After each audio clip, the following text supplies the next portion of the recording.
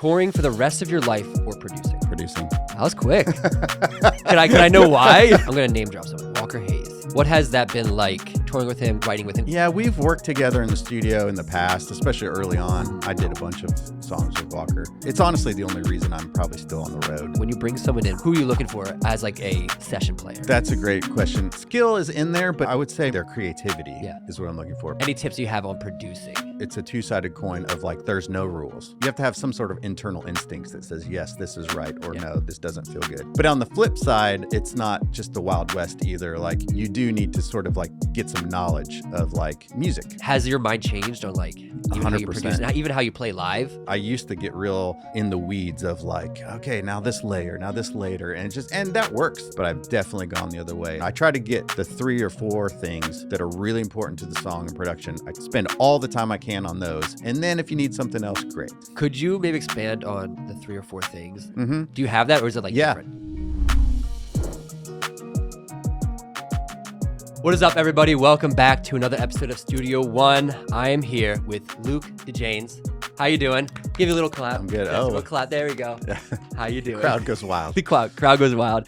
How you doing today? I'm great, man. I'm great. It's good to see you. Yeah, and you catch too. up a little bit. It's been awesome. A while. Yeah, you guys don't know this, but I went to something called CMC, and he was one of the professors, guys there kind of guiding us. And it's been a little while since we've had a conversation, really talk. So I'm super excited to just kind of sit down. Yeah, same. Get some insight and see what you're up to. So before we start, just a couple intro stuff. Okay. Where did you grow up? I grew up in Iowa, so kind of the middle of nowhere. There wasn't a lot of industry or anything going on in terms of music, but there was a decent music scene there, a local music scene, and my parents were in it. So that's kind of how I got my start. Was I was just always around bands and music and that sort of thing. Yeah. So, and when did you move to Nashville? Because right now we're in your studio. It's so cool. When did you move to Nashville and kind of get in that? I came here twice. So right after I graduated college, my wife and I moved here for about 5 years or so. And then we took a break, moved kind of back to the St. Louis area. And then we moved back again, I guess 11 years ago now, 11 or 12 years ago. So 2013. Yeah. Yeah. And like, how did you, so your family was in the music, could you say music industry and kind of doing that whole thing, or like were they just doing music? Like, how did you get started in like, oh, like music is something that I really want to pursue? Yeah, my parents did music when they were young, and they were in bands before they had kids, and they did it professionally for a while, like regionally professionally, you know, like toured the local circuits, and so I was just always around it. And then I don't know, I guess I just couldn't escape it, you know, just growing up around it, it came natural to me. Yeah. And so then I decided to take it more serious and go to school and jump in and try to do the thing. Yeah, that's awesome. And then what do you like to do outside of music that's like a hobby or something that's like, you know, just a casual thing? Yeah, I mean, on a selfish level, because I have a family, and so doing stuff with them is great. But on a total selfish level, my obsession is bass fishing. Like, really? I just don't want to do anything besides be on my boat nowadays. Okay. How long have you been on the water? Like, what's the longest that you were like, you're just chilling there? Oh, I'll stay like sun up to sundown most days. Yeah. I love it. That's awesome. And do your kids fish with you, or is it kind of like it's just your thing? I make them. But it's not by choice. Yeah. Yeah. They'll go to humor me, but yeah. It's nice. Yeah, it's calm, nice, relaxing. Yeah. I love it. Well, they may not think it's as relaxing as I do. I love it. Before we get into the meat of the whole interview and stuff, we're going to play a quick game. So people can get to know you. I know I gave you just the either or. That's all I gave you. I didn't give you the questions. Usually I give the artist the questions, but I was like, I'm just going to spring it on him and see. Yeah. So I'm going to tell you something, and you have to choose either this or that. Okay. All right? Okay. So either or, touring for the rest of your life or producing. Producing. Wow, that was quick. Can I know why? That was awesome. I mean, the shortest answer I can give to that is like, I've had a lot of great years touring. The old saying is a little bit that it's a young man's sport, and it kind of is. The older I get, the more I just like being home and being with my family. And the road is hard physically and mentally. You know, I mean, it's obvious reasons, but yeah. All right, Chicago Cubs or Harry Potter? Because I know you like Harry Potter, and in your Instagram, there's Chicago Cubs. Yeah. I go through seasons, but Okay. I think right now I'm more in a Cubs phase. Okay. Still love my Harry Potter, Mhm. but I've been really enjoying baseball the last few years. All right. So. That's good. Coffee or happy hour? Ooh. I guess coffee. It's a little more acceptable to have that every day, all day long. I love it. And then this one, I know you love your shoes. Oh, yeah. So I'm gonna show you 3 photos. Okay. You have to pick which shoe you would wear if you can only wear one shoe, let's say for a month. Okay. Okay. So I'm gonna show you right here. Great. This is number 1. Okay. Oh, those are my shoes. Oh, yeah. Number 2. Number 3. Number 2. Number 2?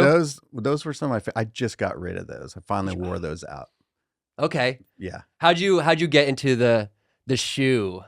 Like, it kind of stemmed from a midlife crisis. Okay. I think.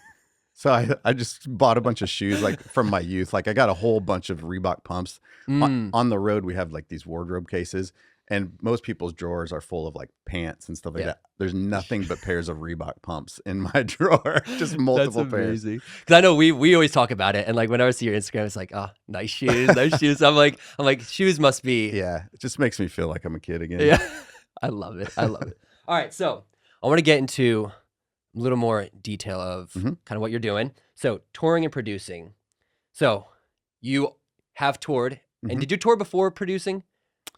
Did you tour after producing, or was it kind of like a mix? Kind of a mix. I mean, I've played since I was very, very small. But my dad built a studio when I was in high school. Like when I was 16, we built a studio. And so I actually probably made money producing before I made money playing the drums. Because as a high school kid, I was recording local people and getting paid for it. Yeah. I didn't actually start making money playing drums until I was out of college and Gotcha. doing the thing. So yeah, so a little of both, but yeah, professionally probably recording and producing. Okay, cool. And like, how has the road shaped how you produce? Like, has it been like, oh, like live, this is really good live, so I kind of want to put that in there? Yeah, that's a good question. On some levels, they're very different, but I would say maybe one thing is that it gives me another aspect of how people consume music, because I get to see how songs translate live. Because sometimes a song is a banger on record, you know, or coming out of your AirPods, but the crowd just doesn't hit them the same way live. And so I guess the shortest answer I can give is that it allows me to see different possibilities for songs. Like maybe a song wouldn't be like a #1 radio hit, but wow, this would really go hard as a set opener live. Yeah. So it gives you just more imagination for where songs could succeed and be useful versus just, oh, that's a good record. Yeah. Yeah. And I'm gonna name drop someone, Walker Hayes. So he's a buddy of yours. So like, what has that been like touring with him, kind of like writing with him? Because you do you write, produce with him? Do you do that kind of stuff? Or is it more just like touring? Like, yeah, we've worked together in the studio in the past, especially early on. I did a bunch of songs with Walker. Yeah. Now he's, got a huge team of people. And so I don't do a ton anymore with him, but it's great working with him. It's honestly the only reason I'm probably still on the road is because he's a friend and someone that I kind of came up with a little bit. And so it's a little easier to have a desire to be out there and to help and be part of the team when it's someone that you have a personal relationship. It's not just a paycheck. Yeah. What's it like playing a show with like him? He's like a buddy. And like a lot of times, like I feel like in this industry, like you get pushed around a lot and you're like, I'm just playing for this person. Just like, but you've been with him for a while. Like, are the shows like more fun? Like, do you look forward to the shows and like, wow, like this is such a great experience 'cause I get to do with like these people. I love those people. And like I have this history. Like, yeah, it's a combination of both. Our team across the board, which I didn't know most of them, but they're just great people. Yeah. And that is another reason why I keep doing this, because our team is fantastic. My brother's on the gig too. That's awesome. You probably knew that. Yeah. But, so it's a combination. He plays bass, right? He plays bass. Yeah. So the deciding factor for me coming back on the road, because I had quit, it was Walker. He was a friend of mine. And when I say friend, I mean, we don't like hang out every day or anything, but like, we knew each other. We were in the trenches together and it wasn't just a professional, Yeah. complete relationship. That my brother was on the gig. I love playing with my brother. He's, playing with him is so easy for me. And then the team is great. So yeah, the shows are just a lot of fun because of those factors. Crowds are great, whatever, but that at the end of the day, that's not enough to keep me motivated about it. It's got to be about the people I'm spending all the time with. Yeah. That's awesome. I kind of want to transition to producer. So you do a lot of that. Even now you're in a busy season with all that stuff. So the role of producer. Yep. Can you kind of talk me through like, and I mean, most people watching this probably know what the role of producer is, but like, what is your role? Like when an artist comes with a song, like what is your first steps of like, all right, cool. Got this. How do you mentally start thinking about like how we're going to execute this?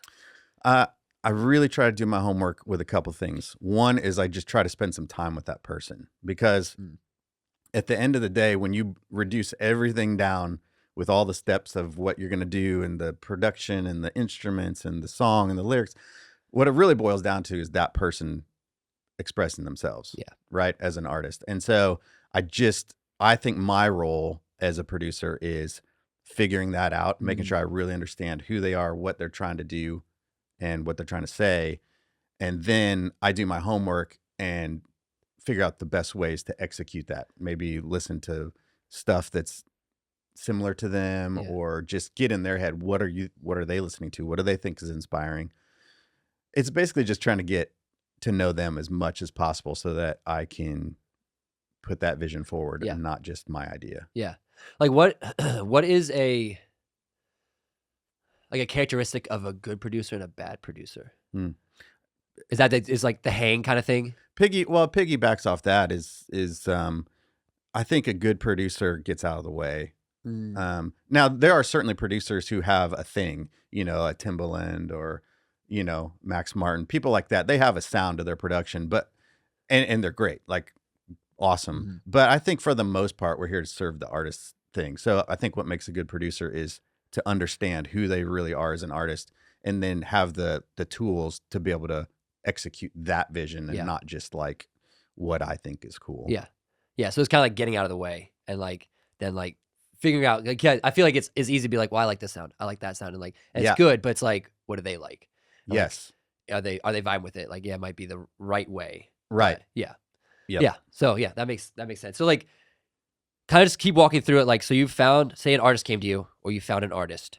What do you kind of start with in like your mental? Is it like going through the lyrics? Is it starting to get like a rough demo out or like kind of get a little production done? Yeah. Well, ideally there's going to be something about it that I connect with. Yeah. Right. I mean, not always. Yeah. But ideally there is. And so what I do is I try to dig down on what's emotional about this.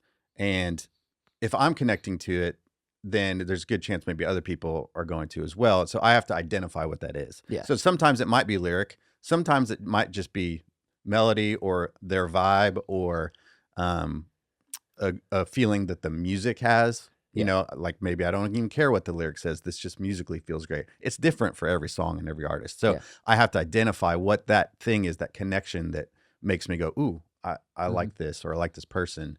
And then I have to like exploit that emotion somehow. Yeah.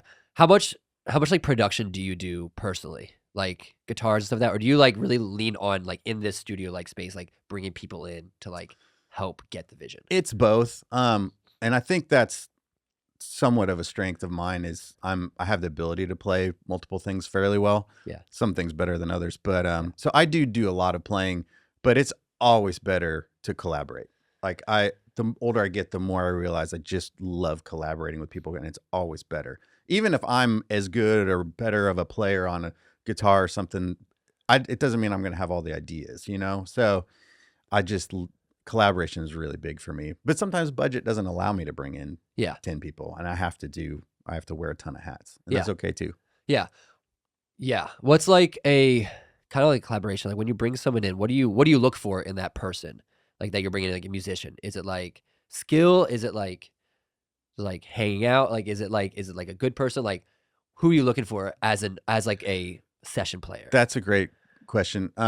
Skill is in there, but it's not, I would say it's either their creativity is what I'm looking for, because we have the tools. You don't even have to be good anymore. We all know this, right? This isn't a secret anymore. Like you don't have to be the best singer. You don't even have to be a great singer. You don't have to be a great player. I can edit it to make it sound like you're awesome. Yeah. So the execution part is not as important as the creativity. That's hard. Gotcha. That's hard to fabricate. So in terms of players, it's creativity.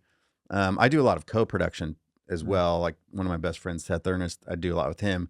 And it's the same thing, his creativity, but also something else you mentioned is important is like just his vibe and the energy that he brings to the room. And like it elevates the feeling in the room to have him. And so people like that I love bringing in who are just going to make this an enjoyable experience. Yeah. You know? Yeah. No, it's and like, yeah, that makes so much sense. And like as a producer, you're always looking for ways to like catch someone's ear. What is like your go-tos on like quote unquote ear candy and like the things like inside, like what are you doing to kind of get someone to listen? Because like that's in like the world of like social media, it's like 3 seconds, and it's like I feel like with songs sometimes we're in the stage where it's like TikTok songs and stuff like that, so you kind of have to get somebody as quick as possible. Like what do you do to kind of like grab someone's ear? Yeah, when I was younger in my process and career, it would always be some kind of like, weird sound or like whatever. And as I've grown older, excuse me, I really focus on just getting the vocal right. I have found that like if the drums sounds aren't quite as good as I want, or if the little, like you said, ear candy things, they can or don't need to be in there if the vocal is amazing. It's a weird, that doesn't answer the ear candy question, but I guess I'm starting to kind of abandon that idea. Interesting. And as long as I get the vocal right, it kind of doesn't matter what's behind it. Most of the time. Now, if you're trying to cover up a bad vocal, then yeah, I got a lot of tricks. but most of the time I'm just focused on getting that vocal and emotion right. And then I don't really need to fill up the track with a bunch of fluff. So do you kind of, it's so interesting, like do you produce, I don't want to say like minimalistically, but are you always looking for ways to pull out and put in? Yes. Is that something that you've kind of changed in like, because I feel like it's like people are like just play louder kind of thing, and it's like that brings, and so it's like not always like that. So like, has your mind changed on like even 100%. How you produce, and even how you play live? Yeah. I mean, it really has, because and again, this is just where I've gone in my journey of it, but I used to get real, just in the weeds of like, okay, now this layer, now this later. And that works. There's great producers who do that. Yeah. But I've definitely gone the other way of like, what's the main thing? Let's get that right. Don't leave any room for error on the main thing. And then you just have to, there's not as much ground you have to cover. Yeah. If that vocal is compelling and just draws you in, who cares what synth layer number 4 is? You know what I mean? Like, yeah, it's nice and that stuff can help, but it's just not as important. I try to get the 3 or 4 things that are really important to the song and production. I try to get them, spend all the time I can on those. And then if you need something else, great. Could you maybe expand on the 3 or 4 things? Like, I know each song is different, but like, I'm assuming vocals is top. Yep. But like, are there other things like drums and stuff that you're kind of like, if I can hone these in? Because I feel like, again, it's like we're in a world of like bedroom producers. Yeah. And it's like, it's a lot of times it can get really chaotic. And like, again, like, it's just so interesting because it's never really what I thought is like less is more, but it makes sense. But like, what are the 3 or 4 things that you're kind of like, in any song, you're kind of like, these are what I'm looking for. Do you have that, or is it like different? I mean, lyric or just vocal in general is number 1, I think, for most stuff, in sort of a popular genre at least, because that's what's going to really connect to the audience. Groove. Now, that doesn't necessarily mean drums. Yeah. It could be anything. It could be just an acoustic guitar and the vocal and the acoustic guitars, but there's got to be a head bob factor is what I call it. Okay. Something that makes you kind of want to go. Like when someone walks in, they're just instantly doing that. Yeah. Yeah. Even if it's a ballad, it's still got to have a pocket. You know what I mean? And then the third thing would be, this is vague, but it's familiarity. You don't want the listener to feel like they're just experiencing something that feels very unfamiliar. Like, interesting. Even if it's like you're using sounds that are different, or you just want it, you want the experience of the arrangement and how the song takes you from A to B to make them feel familiar. You almost want them to go like, oh, I know, I can feel where this is headed. Yeah. You don't want to confuse the listener. Give like a little map. Yeah. Like a little mental map, but they don't need to know everything. But yeah. like generally know where to step. So that's a vague note, but I Yeah. I do try to keep that in mind because people like things that seem familiar. Like you don't want to Yeah. copy a song that's been done, but there's a reason why a lot of songs sound the same is because people like familiarity. Yeah. You know, so Yeah. No, that's awesome. No, that's great. And so then after you're kind of done, after you're kind of done the whole song, and you get into like the mystery part is like the mixing and mastering. A lot of artists just send it. They're like, it's gonna come back different. Like, yeah. but it's like in some way. But like, how do you kind of approach? Because I feel like that's just like even in my head, like you send it to a masterer and they do something, they give it back to you, and then you're like, I don't know. I can hear a difference, but I don't know what they did. Yeah. So like, how do you approach your mixing? I don't know if you do mastering too, but like, how do you approach that? Yeah. You got a whole song, you got everything done. Like, what's your process? Yeah. I don't do mastering. I mean, I have, but it's on a like absolute worst case scenario basis. There's just guys who are so good at that. Yeah. And the reason is it's a game of like not only inches, but like centimeters. Yeah. When you said it sounds better, but I can't tell what they did. It's because they made so many micro moves, just tiny little half dB moves, you know, or whatever it is.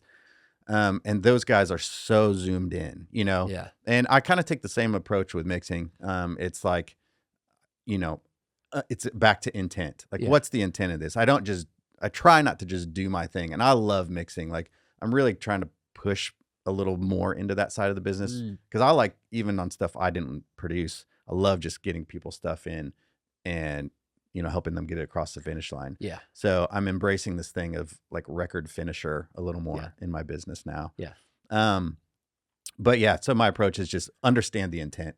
And hopefully that's obvious to me. But if not, then it's a conversation of like, hey man, this could go a bunch of ways. What's your intent with this song? Like, what's your artistic intent? And then make the decisions based on that. Yeah. You know? Would you say that mixing and mastering and stuff is like, I wouldn't say more important, but like, would you like, if you could split like arrangement and all that stuff and mixing and mastering, would you do like a 60-40 kind of split? I would argue that arrangement is still everything. Really? Because I can get, even if I'm the best mixer in the world, which I'm not, but I feel pretty confident. Yeah. But even still, I just bang my head against the wall with arrangements that are bad because there's stuff fighting. Yes. It's cloudy. Like nothing has its space. It just doesn't progress right, you know? And so if you get the arrangement right, you can make me sound like a really good mixer. I love it. I love it. Yeah. No, that's great. I know we're closing out our time, but it's been so much fun having you on. Yeah. Thank you. Any tips do you have for someone, maybe an artist that wants to like start getting into like demo work a little bit and trying to do their own thing, or like someone that wants to sharpen their skills, like anything that from all your years of like, of being in the producer and touring all stuff, like anything that you can kind of like, let's just focus on producing. Any tips you have on producing? Yeah. Kind of have been like something you've learned for a while that you're like, if I had this 10 years ago, everything would have been a little bit easier. Yeah. I mean, I guess my tip would be, it's a two-sided coin of like, there's no rules. So you can go watch the YouTube videos and they tell you this is how to build this or mix this or whatever. There's no rules. You have to follow, like, you have to have some sort of internal instincts that says, yes, this is right, or no, this doesn't feel good.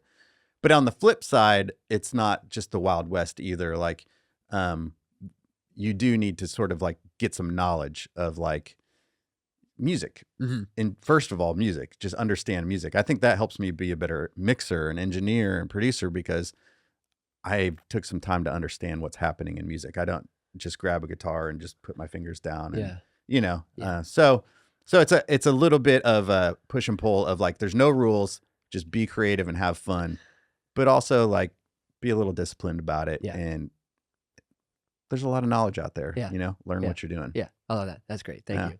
Yeah. All right. I know we're wrapping up. So how can people get in touch with you? How can people follow you? If someone wants to work with you, do you do that?